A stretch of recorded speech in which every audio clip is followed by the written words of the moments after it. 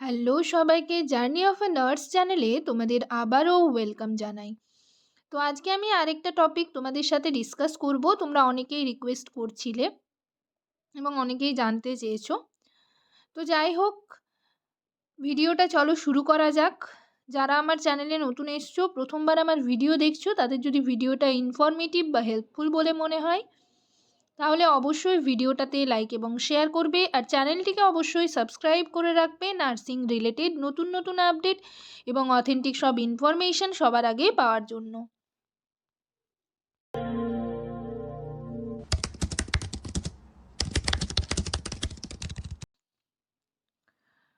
তো তোমরা যে জিএনএম ক্যান্ডিডেট যারা রয়েছো তাদের কিন্তু রেজিস্ট্রেশন ওয়াইজ লিস্ট দেওয়া হয়েছে, বাট এক্ষেত্রে তোমরা কিন্তু কারোর নাম্বার বুঝতে পারছো না। হ্যাঁ, নিজের নাম্বারটা ক্যালকুলেট করে তোমরা বুঝে গেছো যে তোমার নাম্বার এত হয়েছে, বাট যেহেতু সবার নাম্বার যদি থাকতো তাহলে তোমাদের সুবিধা হতো। কে কেমন নাম্বার পেয়েছে, কতটা তোমাদের আরও ইন্টারভিউতে নাম্বার তুলতে হবে, ঠিক আছে? তো সেটা তোমরা দেখো যে আবার নোটিশ পাবলিশড হয় কিনা, মানে তোমাদের নাম্বার যে মার্কসটা রয়েছে সেটা পাবলিশড হচ্ছে কিনা, সেটা দেওয়া হচ্ছে কিনা, ঠিক আছে?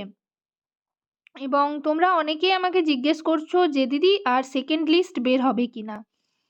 তো দেখো, এখানে তোমাদের টোটাল ভ্যাকেন্সি কিন্তু 2926টা। ইন্টারভিউতে তোমরা বুঝতেই পারছো কত বেশি জনকে ডাকা হয়েছে, মানে 6000 সামথিং আছে। তো সেখানে তোমরা দেখতেই পেয়েছো অনেক প্রচুর প্রচুর ক্যান্ডিডেটকে ইন্টারভিউর জন্য ডাকা হয়েছে, এবং কার কেমন মার্কস রয়েছে সেটা তোমরা বুঝতে পারছো না। তো মার্কসটা যদি না পাবলিশড হয়, মানে সকলের মার্কস যেরকম নোটিশে দেওয়া থাকে তো সেরকম যদি না পাবলিশড হয়, তোমরা দেখে নাও, তখন কিন্তু তোমরা সকলে মিলে এই বিষয়টা জানাতে পারো, ঠিক আছে, যে মার্কস কেন দেওয়া হচ্ছে না। কেননা এক্ষেত্রে তোমরা তো কিছুই বুঝতে পারছো না, তোমাদের সকলেরই প্রবলেম হবে, বা অন্যান্য পরীক্ষার ক্ষেত্রে যেরকম হয়, মানে তোমরা তো দেখেইছো এসএসসির কাণ্ড। তো সেটাই আমি আর কি বলতে চাইছি, তোমরা দেখে নাও যে মার্কস তোমাদের দেওয়া হচ্ছে কিনা পরবর্তীতে। যদি না দেওয়া হয় তাহলে এই বিষয়টা তোমরা কিন্তু জানাতে পারো। তো তোমাদের ভ্যাকেন্সি ইনক্রিজড যেরকম প্রতি বছর হয় সেরকমই কিন্তু ইনক্রিজড হয়েছে। বাট সেকেন্ড লিস্ট তোমরা যদি বলো যে দিদি সেকেন্ড লিস্ট বের হবে কি না, অনেকেই জিজ্ঞেস করছো, সেক্ষেত্রে আমি বলবো সেকেন্ড লিস্ট কিন্তু আর বের হবে না। কেননা অনেক ক্ষেত্রে দেখবে অন্যান্য পোস্টগুলোতে, ধরো এটা যেহেতু ডাব্লিউবিএইচআরবির স্টাফ নার্স, এক্ষেত্রে কিন্তু কেউই এমন হবে না যে যাবে না ইন্টারভিউ দিতে। অন্যান্য ক্ষেত্রে কন্ট্রাকচুয়াল, ধরো সিএইচও স্টাফ নার্স যেগুলো বের হয় সেগুলো তো অনেক দূরের দেওয়ার জন্য, বা অনেকেই করতে চায় না, তো সেক্ষেত্রে দেখা যায় যে অনেকেই ইন্টারভিউতে যায় না বা ডকুমেন্ট ভেরিফিকেশানে যায় না। বাট এক্ষেত্রে কিন্তু সেরকম হবে না। যতজনের নাম শর্টলিস্ট করা হয়েছে সকলেই যাবে ইন্টারভিউ দিতে, তাতে যেমনই হোক স্টুডেন্ট যদি কারোর প্রিপারেশন না নেওয়া হয়ে থাকে তাও ইন্টারভিউ সে কিন্তু দিতে যাবে। ফলে এক্ষেত্রে তো তোমরা বুঝতেই পারছো যে ছাঁটাই তো হবেই। এত জনের যে নাম রয়েছে ইন্টারভিউতে, প্যানেলে অতজনের নাম থাকবে না। তো সেদিক থেকে দেখতে গেলে কিন্তু, এবং তোমাদের যেহেতু সিট ইনক্রিজডও হয়ে গেছে, আর সিট মানে ইনক্রিজ হবার কোনো চান্স নেই।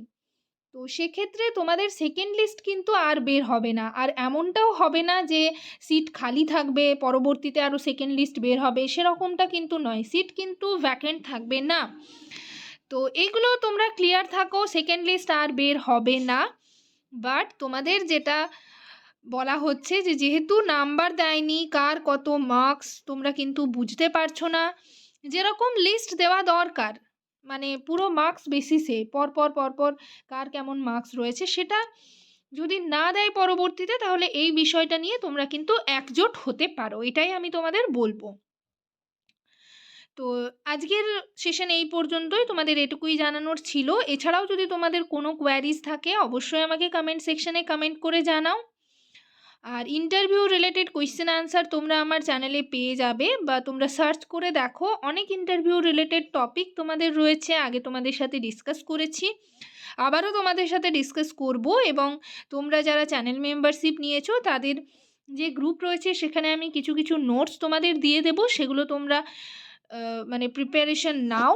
আর তোমরা যেরকম প্রিপারেশন নিচ্ছ সেরকম প্রিপারেশন নিতে থাকো। ইন্টারভিউ কিন্তু মানে সিবিটির মতো অত তোমাদের যে পুরো একদম বই ধরে ধরে পড়তে হবে সেরকমটা নয়। কোনো একটা বিষয় তোমরা একটু ভালো করে জেনে রাখবে, যতটুকু মানে তোমাদের বলতে গেলে যতটুকু লাগবে সেরকম তোমরা একটু মানে বলার চেষ্টা করবে, ঠিক আছে? কনফিডেন্সের সাথে আমি তোমাদের যেরকমটা বলেছি, আগের যে ভিডিওটা রয়েছে টিপস কিছু তোমাদের সাথে শেয়ার করেছি, সেগুলো তোমরা দেখতে থাকো।